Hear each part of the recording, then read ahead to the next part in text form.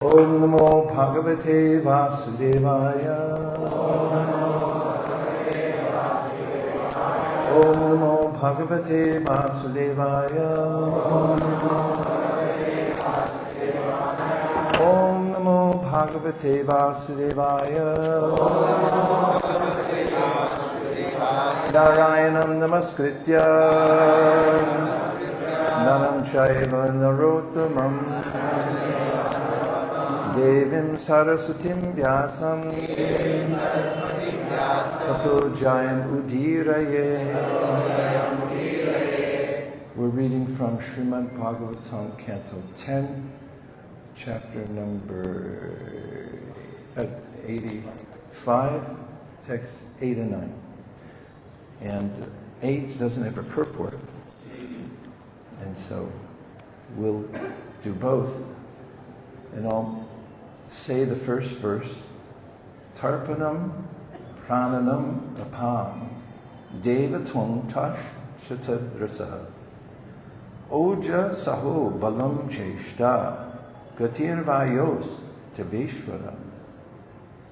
And in case you're wondering about the meanings, word meanings, I'll say them too. Would you like to repeat? Okay, 3 people. Tarpanam, the capacity to generate satisfaction. Prananam, the giving of life. Apam, of water. Deva, O Lord. Tvang, you. Ta, water itself. Water itself. Cha, and. Tat, of it, water. Rasaha, the taste. Oja, bodily warmth. And vitality, due to strength of the vital air. Saha, mental strength. Balam, and physical strength. Cheshta, endeavor. Gati, and movement. Vayo, of air. Tava, your.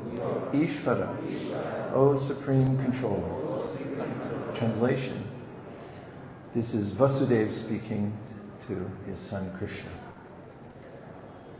My Lord, you are water, and also its taste and its capacities to quench thirst and sustain life. You exhibit your potencies through the manifestations of the air as bodily warmth, vitality, mental power, physical strength, endeavor, and movement. And here's text number 9. We'll do the word for word first. Disham, of the directions. Tvam, you. Of Akasha, the power to accommodate. Asi, are. Disha, the directions. Kam, the ether. Sphoṭa, elemental sound. Ashraya, having ether as its basis. Nādaha, sound in its form of unmanifest vibration. Varnaha, the primeval syllable. Tvam, you. Omkara, Om. Akritinam, of particular forms. Prati-ślokam, the cause of differentiation, namely manifest language. And the translation is as follows. You are the directions and their accommodating capacity, the all-pervading ether, and the elemental sound residing within it. You are the primeval, unmanifested form of sound, the first syllable Om, and audible speech by which sound as words acquires particular references. And let's try chanting the Sanskrit verse. Disham tvam avakashosi disha kam sphoṭa ashrayaha nādo varnastvam omkara akritinam pratakriti.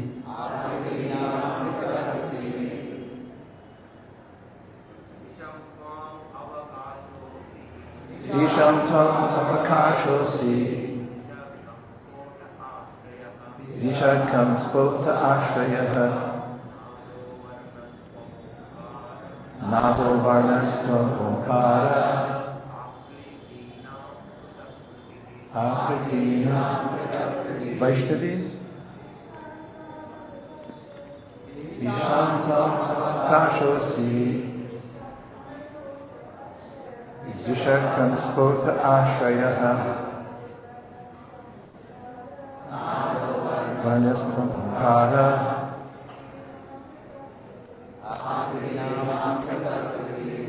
And the translation again, please repeat if you like. You are the directions, and their accommodating capacity, the all-pervading ether, and the elemental sound residing within it. You are the primeval, unmanifested form of sound.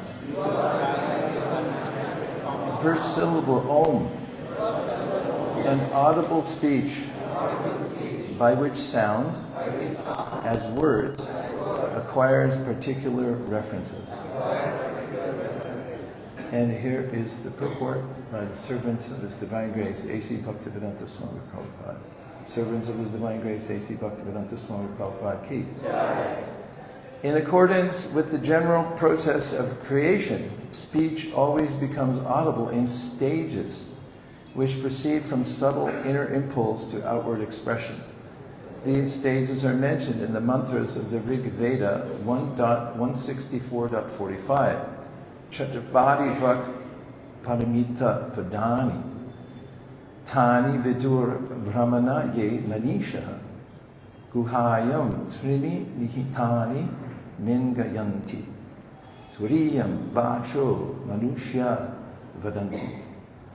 Discriminating brahmanas know of 4 progressive stages of language. 3 of these remain hidden within the heart as imperceptible vibrations, while the 4th stage is what people ordinarily understand as speech. I first offer my respectful obeisances to His Divine Grace, A.C. Bhaktivedanta Swami Prabhupada, and to all the assembled devotees. Vansha kalpadurvascha kripasindhivescha patitanam pavanebhyo vaishnavebhyo namo namaha.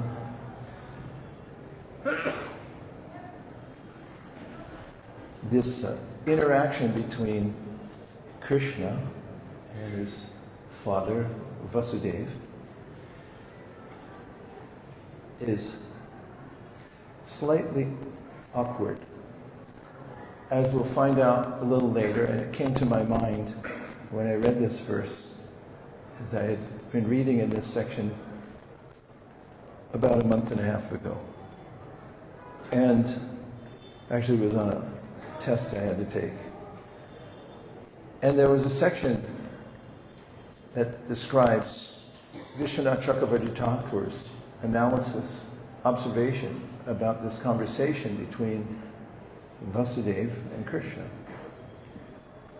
And he says, and you'll come to this part, sorry to spoiler alert for those who will be here. Krishna had tried to avoid his father's awareness of his godhood, because after all, he's his father. And during the time when Krishna was at Kurukshetra for the eclipse of the sun, sages came from far and near. And they glorified Krishna extensively at that place. During that time, Vasudeva and everybody else, as we know, came to Kurukshetra for that event, the eclipse of the sun, including the residents of Uddhava. Krishna was aware of the fact that as the sages were glorifying him and his father Vasudeva was listening, he was being affected by his opulence. In other words, Because of the words of the sages, Vasudeva started to see Krishna more as the Supreme Personality of Godhead than as his son. And of course, when Krishna first appeared in Mathura, there was a slight bit of awkwardness as well, because, at least for the reader, Krishna has appeared with 4 arms in Narayan form with a helmet and jewels. And still, they're addressing him as their little child. And they say, please take the form of a baby, because we don't want Kamsa to recognize that you've been born here. Which also seems slightly odd, because, of course, he's looking for a little baby as Kamsa. And if you saw the Narayan form of the Lord, well, we don't know what would have happened. But we do know that Vasudeva and Devaki prayed for the Lord to become a baby. And that brings forth the way in which Krishna, born as the Supreme Personality of Godhead and as a little baby, and Vasudeva and Devaki's relationship with Krishna, having him as their son, but also being more aware of his opulences than Nanda and Yashoda. Krishna wanted to keep it that way. And he went to some lengths during the killing of Kamsa and during other pastimes to shield Vasudeva and Devaki from his godhood. So here, the dam has broken. The opulence of Krishna has shone forth to Vasudeva because of the words of the sages, and now he's glorifying Krishna unabashedly and mentioning how he's all-pervading, how all energies come from him. And we'll find in the same context that I'm speaking of, a little further along, that Krishna is humbled by this. He is the Supreme Personality of God, but Vishwanath Chakravarti Thakur says in this context that he bows his head before Vasudeva and says, well, anyway, we're all great because we're part of the one. And of course the commentators go out of their way to point out that he's not saying we're all one, but it's Krishna's humility that he tries to say, yeah, okay, I'm the Supreme Personality of God, but you're also part of the Supreme Personality of God because you're living entities, and the whole dynasty is practically glorified. So yeah, it's okay. It reminds me also of during Balaram's pilgrimages, which he did as Balaram and also Nityananda. He neared Jagannath Puri, but he didn't go there. Because, as is mentioned by our exalted commentators, the acharyas, say he didn't want the embarrassment of going and seeing himself on the altar as Balaram. So I thought it was notable that this same mood is portrayed here, this balancing that Krishna does between his godhood and those around him. Sometimes his opulences shine forth, and Vasudeva tips towards the side of opulence. Of course, we find when Mother Yashoda is holding court for Krishna because there's been an accusation leveled. Does anybody remember what it was? That he ate dirt. Some boys came, and even Balaram backed it up and said, yeah, he did it. Krishna ate dirt. And Yashoda, like, get him in here. Krishna, don't eat dirt. I didn't eat dirt, they're lying. Like, okay, let's do a forensic investigation. Open your mouth. And then she sees the opulence of the Supreme Personality of Godhead. But then she says, all right, as Prabhupada says in his lecture when he's talking about it, just close your mouth, that's okay. Just don't do it again. She, as is presented there, has more predominant sense of intimacy through which the opulence doesn't overflow, as it is here with Vasudeva.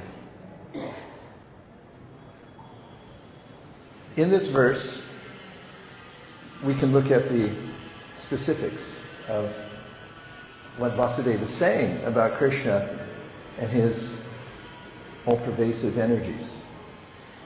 And he's mentioning the process of creation.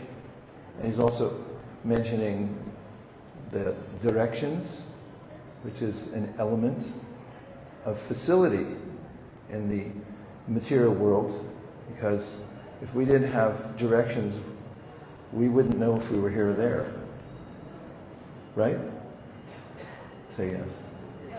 Yeah, we wouldn't know if we were here or there. So Krishna, along with his expansion of all his energies, also, as Vasudeva is pointing out, one of them is the direction, disha. Then he talks about sphoṭa, and this word actually means explosion. This is an integral philosophical aspect of our process of Krishna consciousness. Sphoṭa means an explosion of awareness. And how does it relate to language? Well, many of the philosophers over generations have debated about language and how it works, and of course even in modern day. It's one of the most fascinating subjects there are in human society. It's linguistics. Don't you agree? 3 people said yes.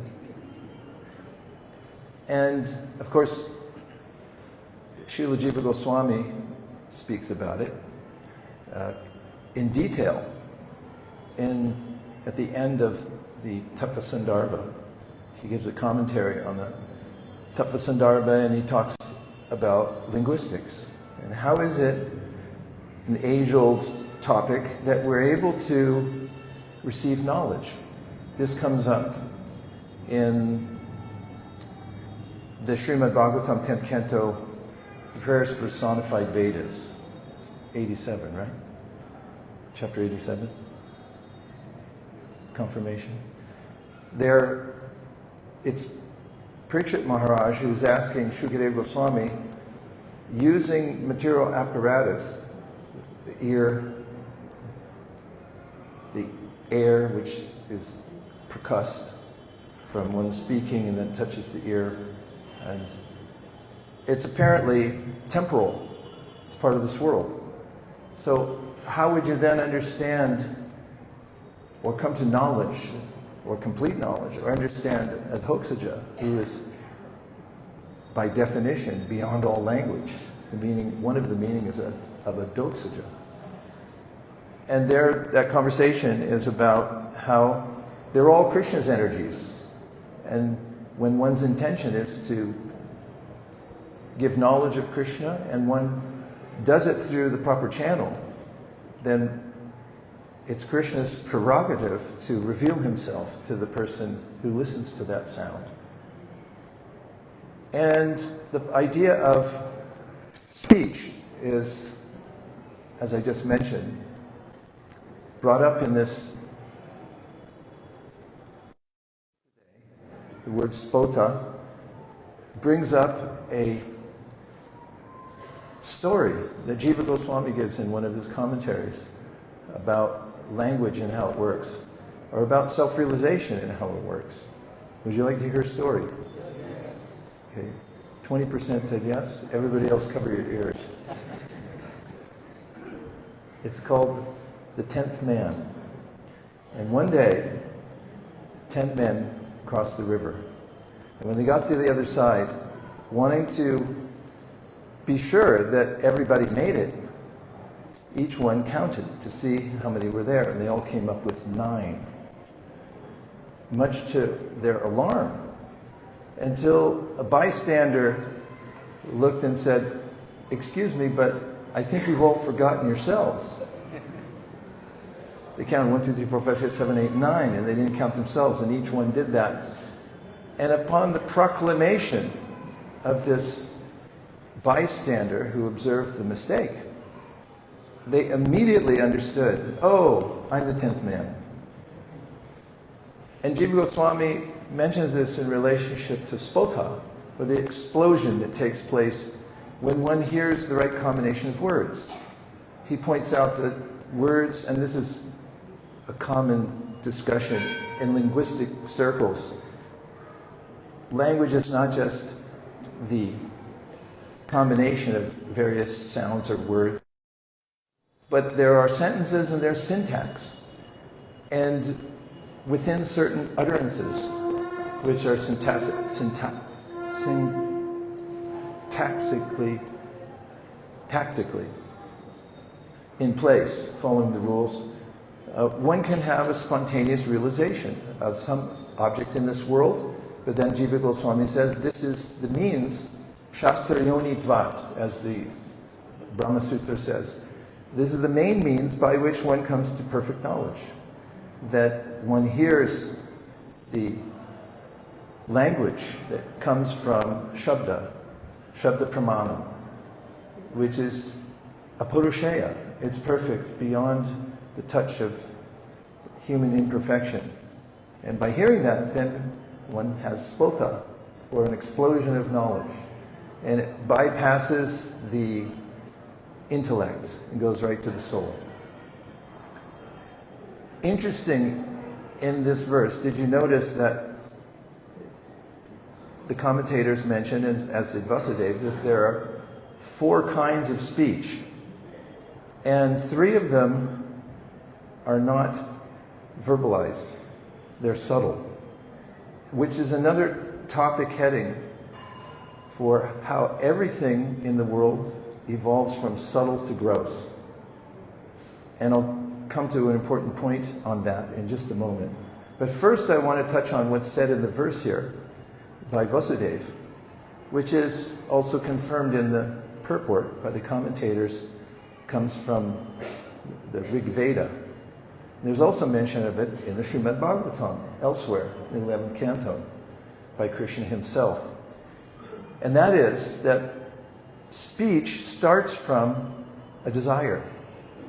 And Krishna mentions in the 11th Canto of the Srimad Bhagavatam how that desire emanates from the Muladhara chakra, which is at the base of the spine.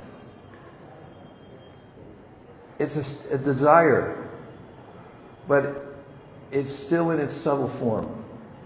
But then it rises in the system of chakras to the pashanti. It becomes it's an antique word, but it's grossify. It first appeared in Scientific American around 1851. Somebody used it in another context, but it's a good word and it's been used by commentators. Grossification, it means something subtle and then it becomes grosser. So that subtle desire, kama, it then rises to the level of what's called, first it's called para-vāg. It's vāg, it's speech, but it's subtle, desire form. Then it rises to the navel. And that chakra, it becomes pashanti-vāg, where one's able to visualize that one's desire internally. Then it rises to the heart level, the chakra there, which is called madhyama-vāg. And there, the intellect begins to think of ways to bring that desire to fruition. And where do you think it goes next? Where would you want it to go? Prabhu, what's your name? Mayank? I couldn't hear. Mayank Nrsimha. Where he pointed to his throat. Is that where it goes? Yes. It goes to your throat. And what happens when that energy, it comes from a desire, then it becomes, you visualize it, then you begin to intellectualize about how to make it happen, and then what happens when it comes here? You say it. And that's what we call speech. And so this is interesting and also fundamental to all of us, because we have speech. And what the acharyas point out is that speech is creative. We're a product of not only what we speak, but also what we listen to. The language that we listen to Of course, we hear from Bhagavatam, śṛṇvatam svakata Kṛṣṇa, punya śravana kirtana, trityam taksto hibadrani vidhunoti suritsatam. That when you engage in Krishna Katha, then you're bringing forth all spiritual paraphernalia. And Prabhupada talks about this in the third canto of the Bhagavatam when he describes how anything manifests here in this world. For instance, he said, if you want to build a big skyscraper building, what you do is you hear about it. He says all the ingredients already exist. What are some of the ingredients in a skyscraper? Are you a structural engineer? What would you use if you wanted to build a skyscraper? Call a friend, he'll help you out. Huh? Steel. Anything else? Just a steel building? Yes? Cement, lots of cement. We can watch over here as they're building a skyscraper. You just look through the cracks and you can see it's mostly cement. And there's also steel. Oh, we should be asking you. What else do you have? Bricks, lots of water. All the ingredients, Prabhupada said, are already there, but when you talk about it, you hear about it, the ingredients come together. Otherwise, how did anybody get anything done during the pandemic? Because nobody could go anywhere, touch anything. All they did was talk on Zoom, and things came together. Because that's how everything manifests in this world. And that's also the schema for how the material world is created. In the first place, as we know, there's Prakriti, which is the neutral state of all energy. And then when Mahavishnu glances at it, it becomes Mahatattva, or the cosmic intelligence. And then when the false ego of the living entities enter within it, then it divides into three sections because of goodness, passion, and ignorance. Goodness, the mind is manifested. In passion, the intelligence is manifested. And in ignorance, sound vibration, which is affected by the desires of the living entity to enjoy the material world, is manifested. And from there, all other manifestations evolute, or evolve, I should say. They become evolutes. They're evolving from the subtle sound in the material world, and then all the forms are manifested, including the antakarana. That's the subtle facility behind all the senses. And then there's the tanmatra, which is the manifestation of the senses. It's all apparatus, they're apparati, in order for the soul who's turned away from Kṛṣṇa to interact with the material world. But all the manifestation takes place because of sound in the mode of ignorance.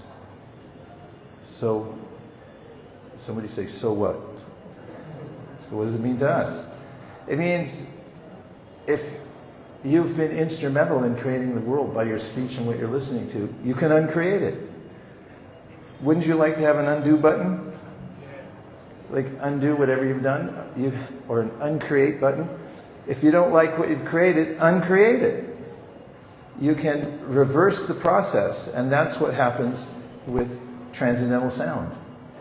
Instead of cohorting with the material energy, talking about it, listening to ideas about how to manipulate it and so forth, one transfers one's hearing process to hearing from the spiritual world. Tad-vāg-visargo, janatāgha-viplavo, yasmin prati-ślokam, abaddhavaty.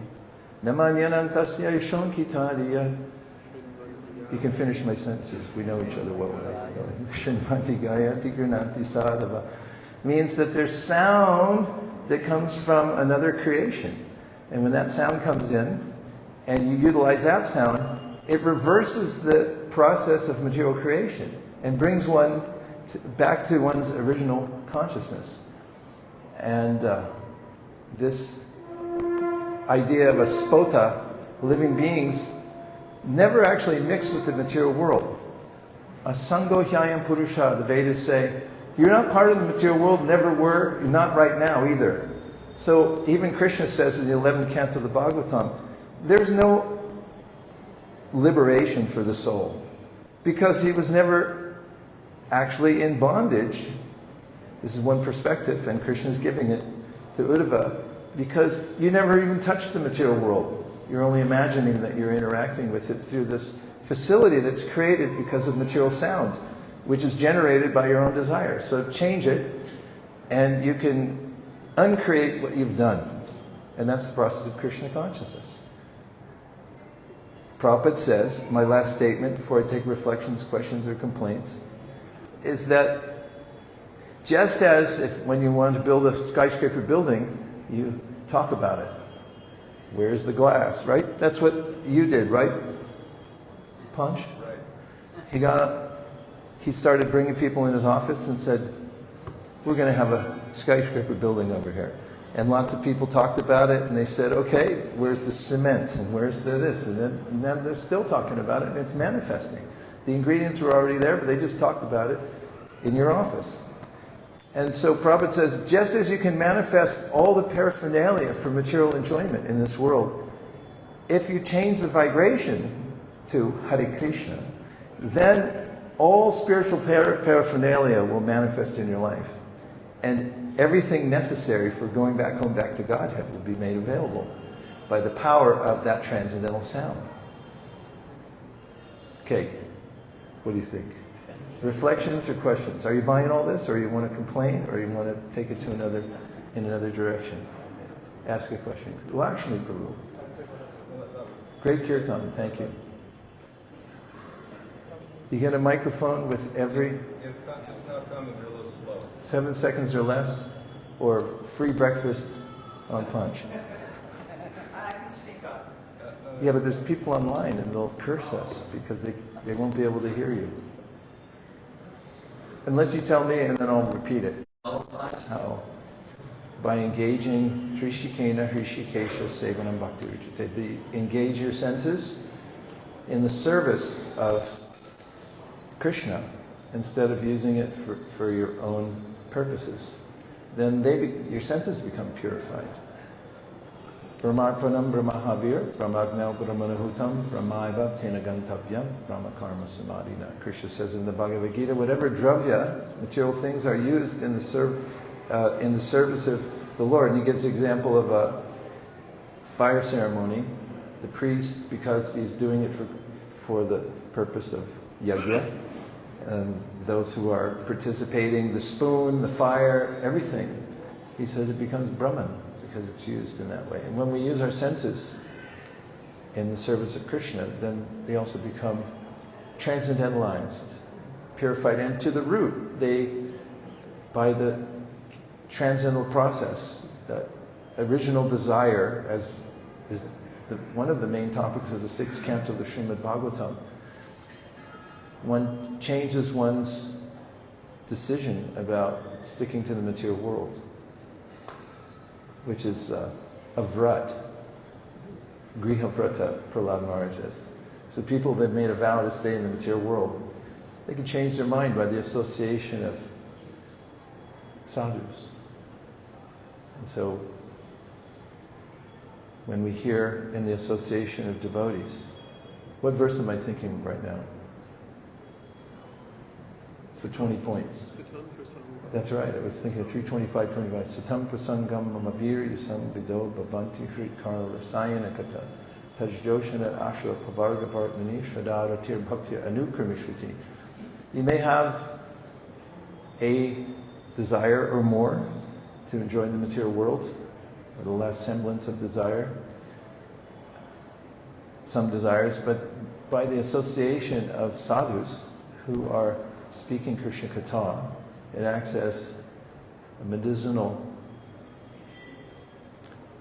injection into the ear that goes into the heart, and then one changes one's direction from wanting to go to hell and stay in the material world, or stay in the material world at any cost, to going back home, back to Godhead. I could have just said yes. But those are few verses that go along with that, in my opinion. Reflection. Bhaktin Simran. Maharaj. And then Bhaktin Simran. And then, okay. 1, 2, 3.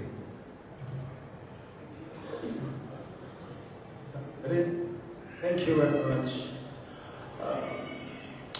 question is, the Muhammad is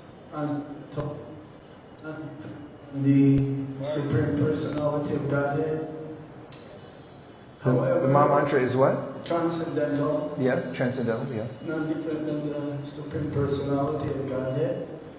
So, how can we come to the platform of pure chanting besides attentive? Is there any other ways how we can come to the realization that there is no difference between Krishna and his name besides being attentive? Or is it the only way? Well, it doesn't hurt, that's for sure. It doesn't hurt to be attentive. But there are plenty of suggestions. Chaitanya Mahaprabhu himself recommends that one be humble. And the Supreme Personality of Godhead reserves the right to reveal himself to whomever he pleases. And if one develops an attitude of a humble servant, Krishna has every right. In fact, we know that he has an inclination to reveal himself when somebody has a service mood. Nāmāny nāmāved grāyamindriye sevamukhihi jivado swayameva spratyada. If one chants the Lord in the mood of seva, begins one's service by chanting the names of the Lord, then the Lord is inclined to reveal himself to such a person. So attitude is everything. If you have the attitude of a servant. Jiv Krishna Das, e bishwas korleto ortu konai. If you just make your main persona as I'm a servant of Lord Krishna, and you'll have no more difficulty, says Bhaktivinoda Thakur. Attentiveness is vital, and also one's attitude of service. Okay, Simran. Bhakti and Simran, please go ahead. Pass the microphone to 10 o'clock. You can raise your hand.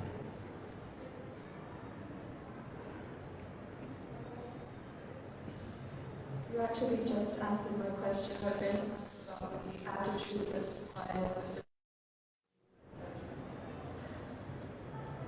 What was the last thing you said? That is required to facilitate.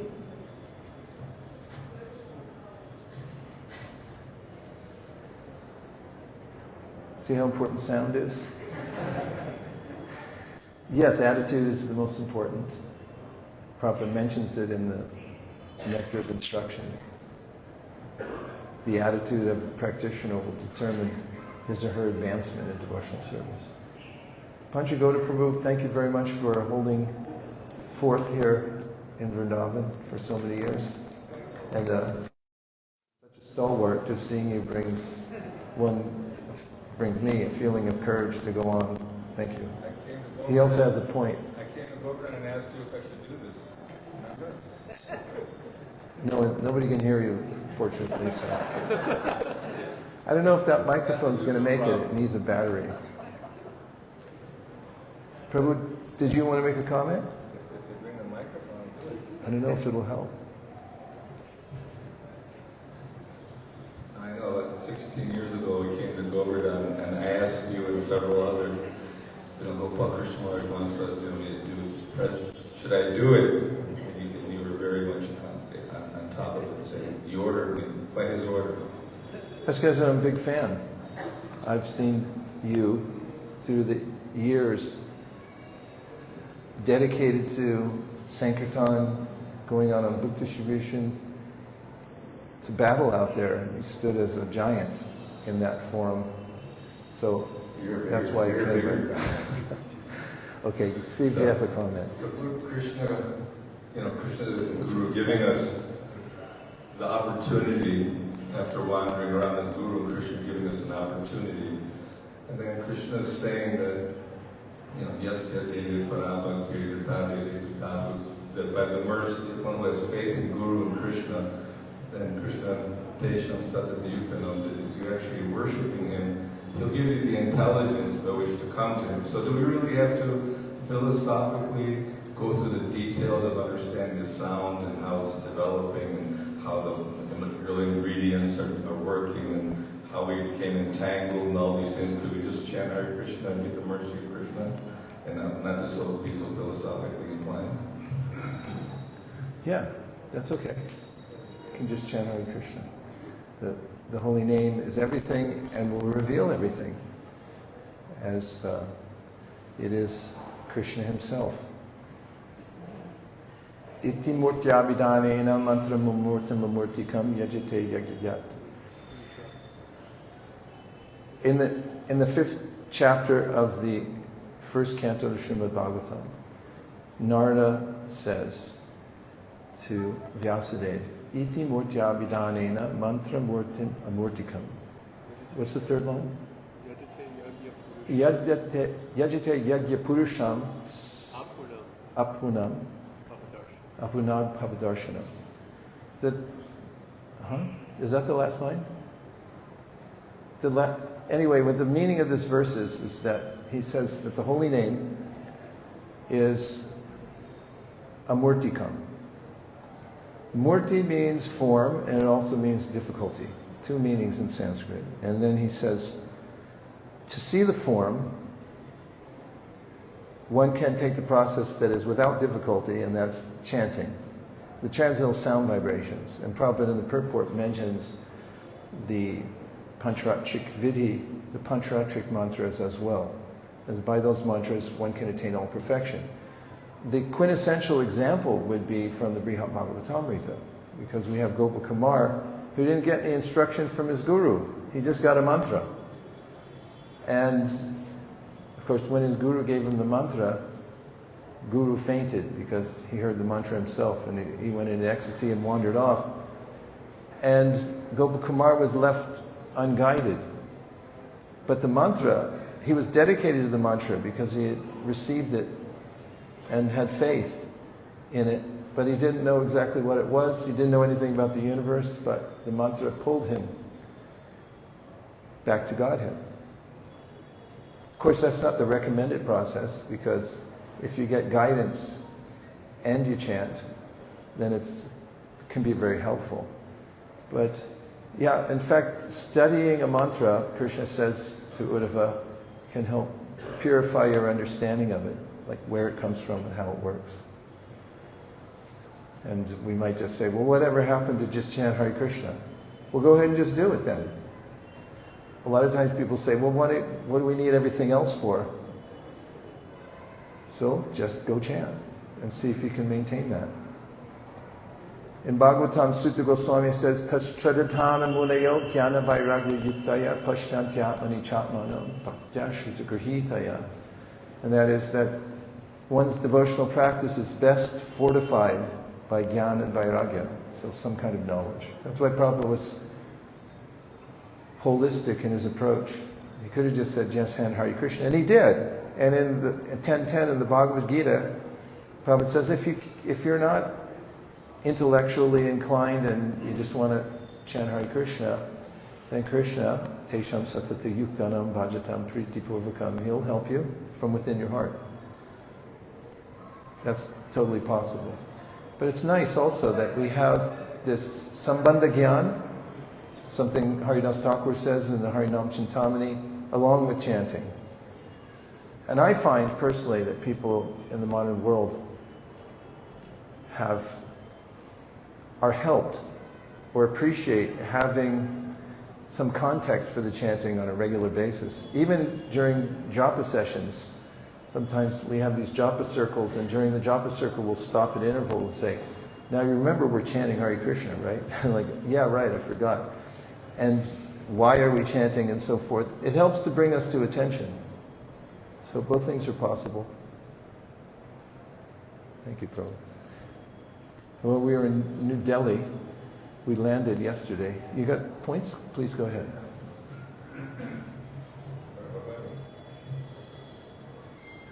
Hare Krishna. Hare Krishna, Shri Prabhu. Just thinking about sacrifices, so many people put an emphasis on doing 5 sacrifices. And Krishna only mentions in the Gita that if sacrifices, I am chanting of holy names japa, And the only verses he really mentions the fire sacrifice is offering the hearing process in the fire of the controlled mind. In the 4th chapter, the next verse, it talks about offering your activities in the fire of the controlled mind. But outside of our movement, even in it, quite often there's an emphasis in doing many fire sacrifices instead of concentrating as much on what Krishna recommended. Well, Prabhupada did fire sacrifices. Yes. I was there in Chicago in 1975, and he did it. It was a huge fire sacrifice. And Satsvarup Maharaj, is there anybody on the sound? Can anybody fix that? The gain is too high, please. Yeah. In 1975, Prabhupada had a Maha sacrifice. Of course, he started the fire sacrifices in the early days, right? So, can't say it's not to be done. And during that time, devotees chanted, it was Rohini Kumar Prabhu. He organized a group of devotees to chant Brahma Samhita and puruṣaḥ. And afterward, Prabhupada said, this is very nice. But Satsvarup Maharaj tells, or was it Pradyumna? He tells about how he was doing one of the yagyas for Prabhupada, and he had read up on it. And he was asking Prabhupada detailed questions about the yagya. Should it be like this or like that? And he said Prabhupada leaned over and he said 2 words, shortcut. Fire sacrifices are dramatic. I find that at ceremonies when there's a fire sacrifice, people really pay attention. And you know this sadhu sangha program where thousands of devotees come to chant Hare Krishna? There's an initiation ceremony, but we don't have a fire sacrifice, and we can't figure out why they don't want to have an open fire in the middle of a luxury hotel. Doesn't make sense. No, fire yogas are good. Please, go ahead. We have 2 more minutes.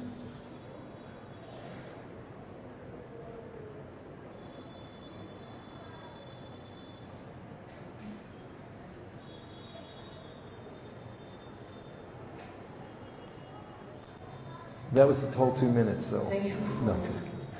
Hare Krishna. You mentioned that the Brahmana have different languages. One is spoken and the other is silent. From the heart, there is different languages who are coming. Can you describe more about that? Everything in the world comes from subtle to gross. And speech is the same way. We're subtle beings, and the sound that comes from the soul, desire, then through a process of grossification comes to the voice box, and then when you say it, it starts to manifest in the world, and you can move the energies of the world. And that's the process we find in creation, that there are subtle elements behind all the gross elements. In other words, all gross elements evolve from the subtle elements. And speech is a grossified form of desire. It comes out in the speech. Then, of course, we have writing, which is an abstraction of speech, and that's also one of our stock and trade processes, isn't it? Say yes. Everybody say yes. Yeah, it's our family business. So that speech which comes from parampara is written down, it's an abstraction. It's interesting, it could be reconstituted. Somebody takes a book, for instance, and brings it home. They get the same speech.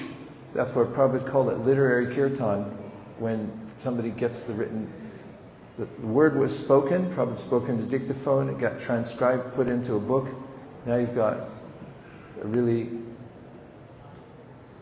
efficient way of distributing that sound to places that it normally wouldn't go. It can go into somebody's house or business or their car. It would be hard to jump in the back, somebody's back seat and have a Harinam, wouldn't it? Usually? Please say yes. I mean, you can try it. But if the book goes in there, then they've got it all, and they take it away. That transcendental speech is there. In this way, we can change the whole world. So we just have to amplify. We want to amplify the sound vibration that comes from the spiritual world. Golokera Prematana Harinama Sankirtan. More distribution of transcendental sound through kirtan, through book distribution, and through speaking in various venues. So we're all deputized to do that. Right? Yes.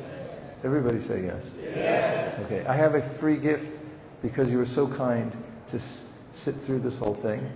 And it's been a pleasure, and I'm glad that we got to talk about this together. And I look forward to discussing it more in the future.